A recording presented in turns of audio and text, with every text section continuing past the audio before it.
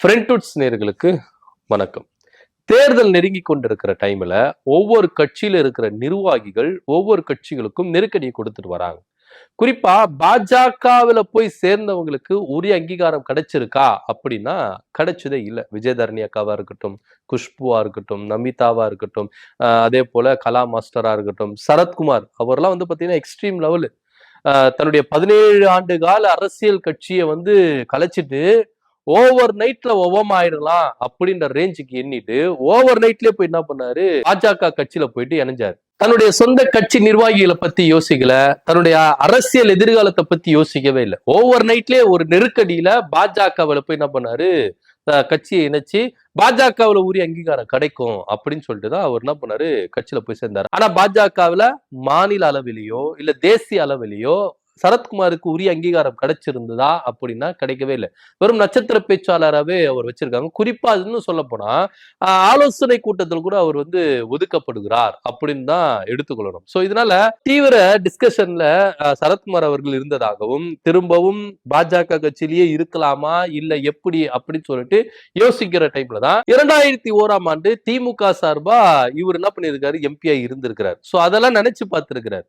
நம்ம திமுக இருக்கும்போது எப்படி எல்லாம் இருந்திருக்கும், எம்எல்ஏவா இருந்திருக்கும், எம்பியா இருந்திருக்கும் அப்படின்னு நினைச்சு திரும்பவும் தன்னுடைய தாய் கழகத்துக்கு போய் இணைஞ்சிடலாம், திமுகவிலே போய் இணைஞ்சிடலாம் அப்படின்னு ஆலோசிக்கப்பட்டதாக ஒரு தகவல் இருக்கு. குறிப்பா பாஜகவுல போய் ஐக்கியமாகறவங்க நம்ம பாஜகவுல போனா வேற கட்சியில இருந்து நம்ம உள்ள போறோம், அதனால உரிய அங்கீகாரம் நம்மளுக்கு கிடைக்கும், நம்ம டாப் மோஸ்ட்ல வந்துடலாம் அப்படின்னு சொல்லிட்டு தான் நினைச்சிட்டு இருக்காங்க. இப்போ விஜயதரணி அக்கா எடுத்துட்டீங்கன்னா சிட்டிங் எம்எல்ஏவா இருந்தாங்க காங்கிரஸ்ல.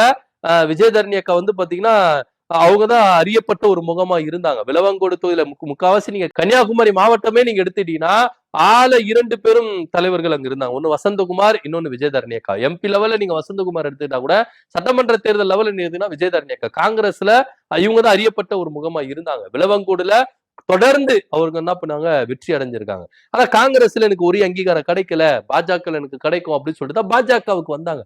தன்னுடைய எம்எல்ஏ பதவியை தூக்கி எறிஞ்சிட்டு வந்தாங்க. பரவாயில்ல, காங்கிரஸ்ல எம்எல்ஏ பதவி தூக்கி எறிஞ்சிட்டு நம்ம கட்சிக்கு வராங்கன்னா இவங்களுக்கு உரிய அங்கீகாரம் கொடுப்பாங்க அப்படின்னு சொல்லிட்டு தான் விஜயதரணி நினைச்சாங்க. ஆனா அவங்களுக்கு உரிய அங்கீகாரம் கிடைக்கல. இன்னைக்கு விஜயதரணி எங்க இருக்கிறாங்க அப்படின்னு சொல்லிட்டு தேட வேண்டிய ஒரு சூழ்நிலை இருக்குது. திரும்பவும் விலவங்கோடு தொகுதி நமக்கு கொடுப்பாங்களா, எம்எல்ஏக்கு நிக்கிறதுக்கு நமக்கு அங்கீகரிப்பாங்களா அப்படின்னு ஒரு வெயிட்டிங் லிஸ்ட்ல தான் விஜயதரணி இருக்கிறாங்க. இதனால அவங்களும் என்ன பண்ணிருக்காங்க, மனம் முடிஞ்சிருக்கிறாங்க.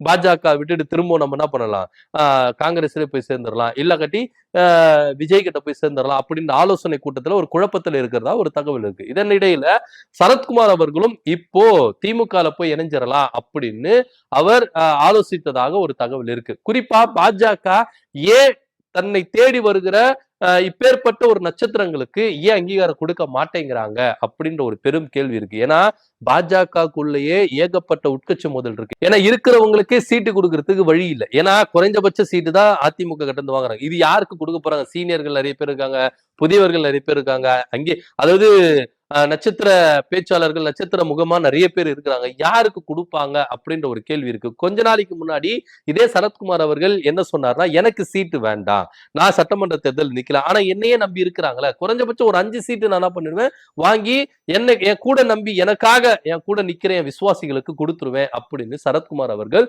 பேசினாரு. ஆனா இப்ப அதுக்கும் இங்க வழி கிடையாது. ஏன்னா பாஜக கிட்ட இருந்தா நமக்கு உரிய அங்கீகாரம் கிடைக்காது, நம்ம நம்பி வந்தவர்களுக்கு சீட்டு கொடுக்க முடியல, ஏன்னா நம்மளே முதல்ல என்ன பண்ணல, அங்கீகரிக்கல. அதுக்கப்புறம் தான் நம்ம நம்பி வந்தவங்களுக்கு கொடுப்பாங்க. நம்ம அவங்க ஒரு ஸ்ட்ராங்கா ஒரு நங்கூரம் போட்டு ஸ்ட்ராங்கா இருந்தா தானே நம்மள நம்பி சீட்டு கொடுப்பாங்க. நம்மள அங்க அங்கீகரிக்க மாட்டேங்கிறாங்க. சில கூட்டங்கள்ல சில டிஸ்கஷன்ல நம்மள ஒதுக்குறாங்க. அப்படின்னும் போது நம்மளுக்கே அங்களுக்கு இடம் இல்ல, அப்ப எப்படி நம்ம விசுவாசிகளுக்கு வாங்கி தர்றது அப்படின்னு உச்சபட்ச அதிருப்தி நிலைமைக்கு சரத்குமார் அவர்கள் போயிருக்கிறார். ஏன்னா அவர் எதிர்பார்த்தது தேசிய லெவல்லையோ இல்ல மாநில லெவல்லையோ ஒரு அங்கீகாரம் கிடைக்கும் அப்படின்னு சொல்லிட்டு. ஏன்னா ஒரு கட்சியை கலைச்சிட்டு உங்க கூட வந்திருக்காரு. இன்னைக்கு அதிமுக திமுக அப்படின்ற 2 பேரும் கட்சிகளை எதிர்த்து அவருன்னா அப்பவே ஜெயலலிதா இருக்கும்போது கலைஞருக்கு பதிலா விஜய் இரண்டு பேரும் ஆளுமைகள் இல்லாத போது கட்சி ஆரம்பிச்சு நான் அப்படி இப்படின்னு சொல்லிட்டு பீத்திக்கிறாரு. ஆனா அவர் அப்படி கிடையாது. கலைஞர் இருக்கும் போது, ஜெயலலிதா இருக்கும் போது கட்சி ஆரம்பிச்சு 2 கட்சிகளை எதிர்த்தவர் சரத்குமார். அப்படிப்பட்ட ஒரு ஆளுமை மிக்க தலைவர் அவரும். சினிமால நீங்க எடுத்துட்டீங்கன்னா நடிகர் சங்கத்துல எப்படி அவரு ஒரு கட்டமைப்பு வச்சிருந்தாரு அப்படின்னு நம்மளுக்கு தெரியும். அதுக்கப்புறம் அரசியல் வந்துட்டு பேர் அரசியல ஒரு கட்டமைப்பு சமத்துவ மக்கள் கட்சி அப்படின்ற ஒரு கட்சியை வச்சு எப்படி கட்டமைப்புக்குள்ள இருந்தாரு அப்படின்றது நமக்கு எல்லாருக்கும் தெரியும். கிட்டத்தட்ட 17 வருஷம் தன்னுடைய கட்சியை நடத்திட்டு வந்தாரு. தன்னுடைய தொண்டர்கள் நிர்வாகிகள் யாரை பற்றியும் கவலைப்படாம பாஜகவுக்காக ஒரே ராத்திரில ஒரு கட்சியை என்ன பண்ணாரு, கலைச்சிட்டு சேர்ந்தார். ஆனா அப்பேற்பட்ட மனுஷனுக்கு என்ன அங்கீகாரம் கொடுத்தது அப்படின்னு சரத்குமார் ஆதரவாளர்களே கேட்கிறாங்க. ஏன்னா சரத்குமார் அவருடைய மனைவிக்கு கடந்த எம்பி தேர்தலில் சீட்டு வாங்கி கொடுத்தாரு.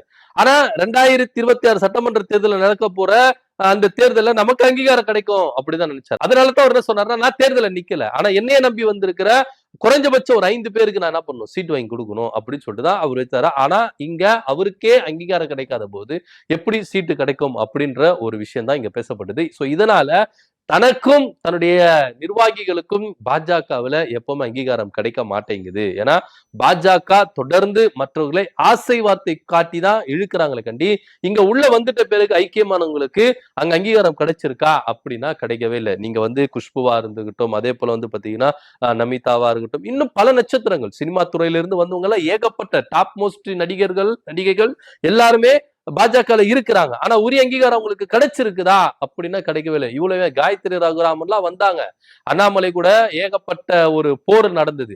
அதனால அவங்க விலகி என்ன பண்ணாங்கன்னா திமுக பக்கம் போறதா இருந்தாங்க, அதுக்கப்புறம் அதிமுக போனாங்க. சோ இப்படியெல்லாம் இருந்தது.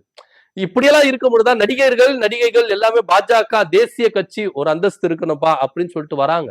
ஆனா அவங்களுக்கு உரிய அங்கீகாரம் கிடைச்சிருக்கா அப்படின்னா கிடைக்கவே இல்லை. இந்த வரிசையில அதாவது விஜயதாரணி போன்றவர்கள், அதே போல பாத்தீங்கன்னா நமிதா, குஷ்பு அவர்கள் போன்ற வரிசையில சரத்குமாரும் விதிவிலக்கு அல்ல. பாஜகவுல போய் ஐக்கியமானா அங்கீகாரம் கொடுக்க மாட்டாங்க அப்படின்றதுக்கு சரத்குமார் விதிவிலக்கு அல்ல அப்படின்றது ப்ரூவ் ஆயிருக்கு. சோ இதனால வருகிற சட்டமன்ற தேர்தலுக்குள்ளாக அவர் என்ன பண்ணணும், திமுகவுக்கு ஆதரவு கொடுத்து அங்க குறைஞ்சபட்சம் ஒரு 3 சீட்டாவதுனா வாங்குறதுக்கு அவர் முயற்சிக்கிறார் அப்படின்ற ஒரு தகவலும் இங்க முன்வைக்கப்படுது. சோ இதுக்கப்புறம் பாஜக கூட நம்மளுக்கு எந்த தொடர்பும் இல்லை, எந்த சாவகாசம் வேண்டாம் அப்படின்னு சொல்லிட்டு கேட்ட போட்டு பாஜகவில இருந்து விலகி திமுக பக்கம் போக போறதா ஒரு தகவல் இருக்கு. இதை நீங்க எப்படி பாக்குறீங்க அப்படின்றத கீழே கமெண்ட் பண்ணுங்க. நன்றி, வணக்கம்.